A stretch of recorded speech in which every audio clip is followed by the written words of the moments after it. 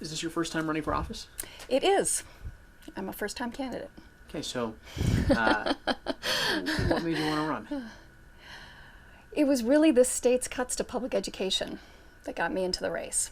Something that I was seeing the effects of on both my personal life and my professional life.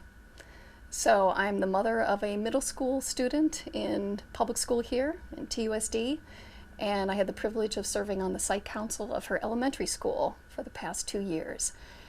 And that, and also my position here at the U of A as a teacher, and I also was an administrator for a few years here at the U of A Law College.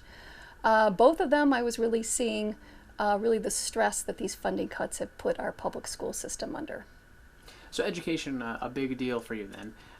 It is. The statewide status of education in the past couple of years hasn't been that great. What would you plan on changing?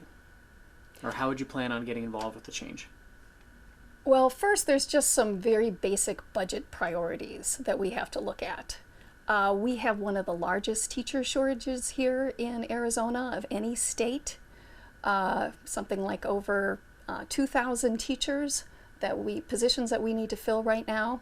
So one of the first things we need to do is we need to make it worthwhile for them to stay. And that means actually paying them like the professionals they are. So I think that's really one of the top priorities. There's many others. So in Southern Arizona, I guess mentioning priorities then. Sorry, I like to just sometimes pause. Right. But right. Southern Arizona, what is the main priority then in your eyes? I think it is public education, because that, I think, is really having an impact not only on our kids but on our economy. I mean, we just can't expect that businesses are going to stay here or are going to come to Southern Arizona when we're ranked 50th in the nation in per student funding. So if you really want your economy to prosper and thrive, you've got to put money into education. So that is a priority. Infrastructure is really a priority too. I hear a lot of complaints when I knock on doors about the status of our roads, and that's important. It really is of concern to people.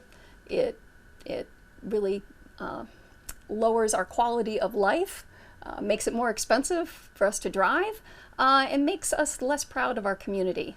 And there's a lot of jobs in investing in infrastructure as well. Okay, so moving ahead. The environment, I could also talk about the environment. Anyway, okay, yeah, okay. The The environment is also a very important priority. We have to make sure that we have adequate water resources, and we have to make sure that everyone in the state is actually watching out for our water resources. Clean energy is another issue. We have a very fragile environment here in Arizona, and climate change is a fact. And rather than hiding our head in the sand over that, we should be looking at that actually as an opportunity for Arizona. With all the sunshine we have, we really should be a leader in solar energy. Okay. So switching gears a little bit from Arizona, Southern Arizona, to if you are elected, what is something you hope to accomplish? Well, I hope to accomplish putting money into our schools, keeping our teachers, and it's not just a K through 12 issue, it's really our entire public school system. So I really think we need to better support our community colleges and our public universities. We see a lot of students that are deferring going to college because of the high cost, and we see a lot of students that are saddled with debt, and that constrains the career options they have coming out. So I think investing in education is going to be my top priority, and also trying to push our economy in a more environmentally sustainable direction. What's your stance on the border and immigration? I think that is an issue that we really should be leaving to the federal government. As you say, it's obviously it's an important issue.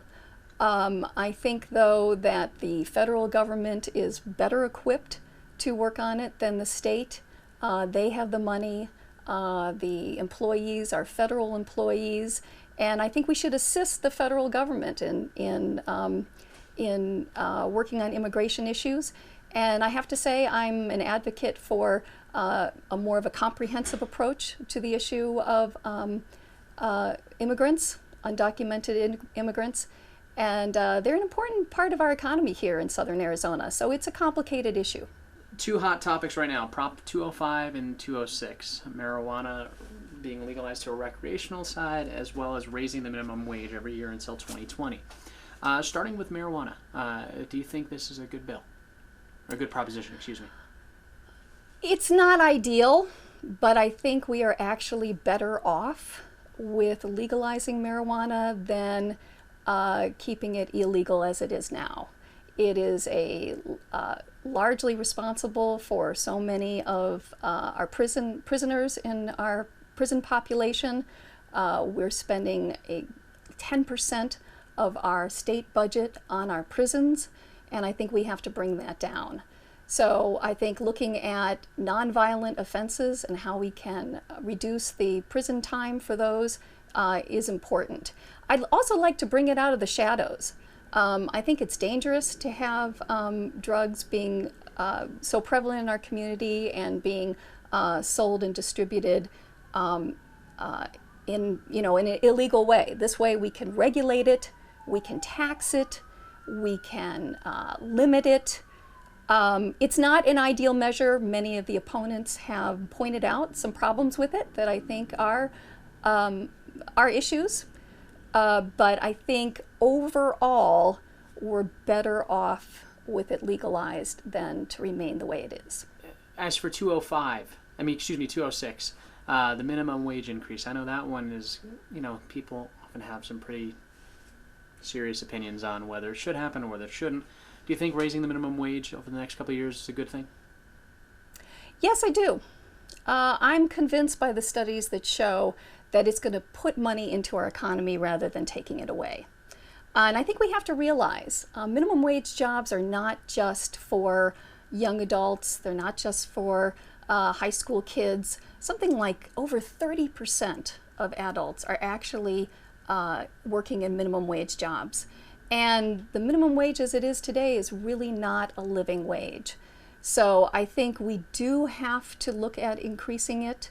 And from the studies that I've read, it looks like that's going to pump a pretty large amount of money into our economy that, of course, show up in additional tax dollars.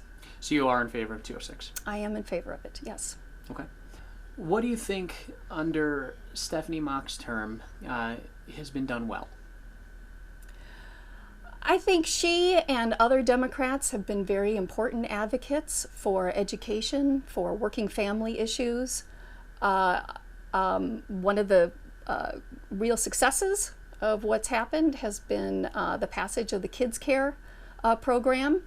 And I never could understand why that was a big issue here in the state, providing health care to low-income children.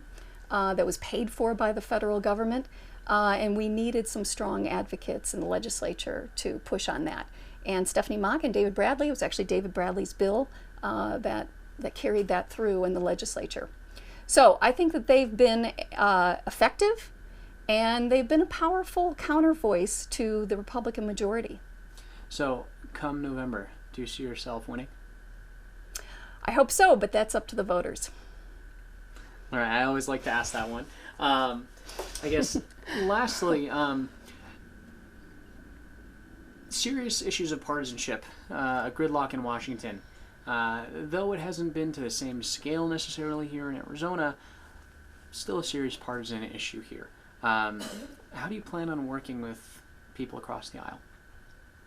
Well, I think that's an important issue, and it does seem like the last legislative session especially was very split, and it's not even something just between the Republicans and the Democrats. It seems like the governor and some of the leaders in the legislature have been moving ahead even without the rest of their caucus.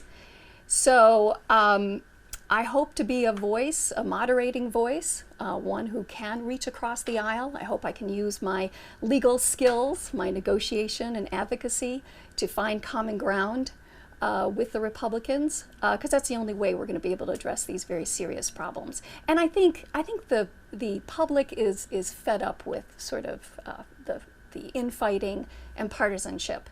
I knock on a lot of doors and they say, look, I want to know what you stand for. I don't care what party you're affiliated with. And I think that's ultimately the way it should be in order to make progress. Are there any specific bills you hope to have your name on if you are elected? Well, certainly education funding, helping our teachers, putting textbooks in the classrooms, making sure we don't have buses that break down. All of those are very important to me. I'd like to make things like solar energy more affordable for residents. And a lot of other states have passed laws that make the financing of solar energy and energy efficiency in homes more affordable. So I'll be working on that. What do you think you add to the ticket? Well, I'm the only educator in the race, and I think that's important. You know, a lot of our issues are about education, and I think it's helpful to have the perspective of an educator on these issues. Also somebody in higher education. I think the crisis we're seeing is across the board, K through 12, community colleges, and the universities. But I think we need a voice for higher education in the legislature.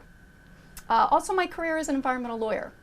I have a different perspective on environmental issues than I think many of the legislators currently up there. And I think that having a legal background will also be helpful. So we don't spend a lot of time passing laws that are not going to hold up in the courts.